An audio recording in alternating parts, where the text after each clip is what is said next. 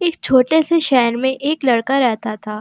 اس کا نام شامر تھا۔ شامر ایک پڑھا لکھا اور شریف لڑکا تھا۔ اس کی ابھی کچھ ہی ماہ پہلے انم سے شادی ہوئی تھی۔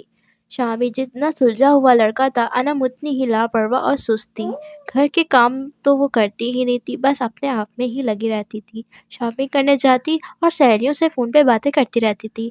شامر کی شادی کے 2 ماہ بعد ہی اس کو اچھی طرح اندازہ ہو گیا تھا کہ اس کی آگے کی زندگی کیسے گزرنے والی ہے، اور اب تو اس کو نیا شوق چڑھ گیا تھا ٹک ٹاک بنانے کا۔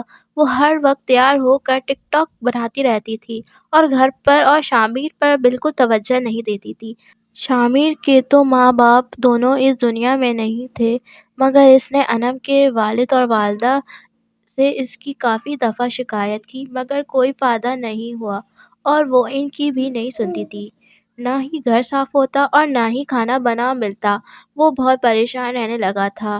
پھر اس بارے میں اس نے اپنے قریبی دوست سے بات کی۔ دوستوں نے اسے مشورہ دیا کہ تم انم کو اگنور کرو، جیسے وہ تمہیں کرتی ہے تم بھی اس سے بات کرنا چھوڑ دو۔ شامر نے بالکل ویسا ہی کیا۔ کیا بات ہے، میں آپ کو نوٹ کر رہی ہوں، آپ مجھ سے بات نہیں کر رہے اور نہ ہی مجھ سے کسی کام کو بولتے ہیں۔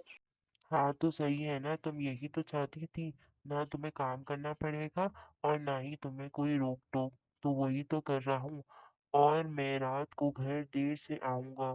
ایسا کرتے کرتے پورا 1 مہینہ ہو گیا تھا۔ اب انم بہت فکر مند تھی اور اداس بھی تھی۔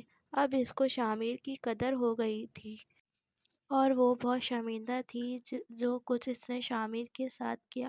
جب رات کو شامر گھر آتا ہے تو وہ روتے ہوئے بولتی ہے، پلیز آپ مجھے معاف کر دیں، میں آئندہ آپ کو تنگ نہیں کروں گی اور آپ کی ہر بات مانوں گی، میں بہت شرمندہ ہوں، بس آپ مجھے معاف کر دیں۔ دونوں ایک دوسرے کی طرف دیکھتے ہیں اور ہنستے ہیں اور وہ دونوں ہنسی خوشی رہنے لگتے ہیں۔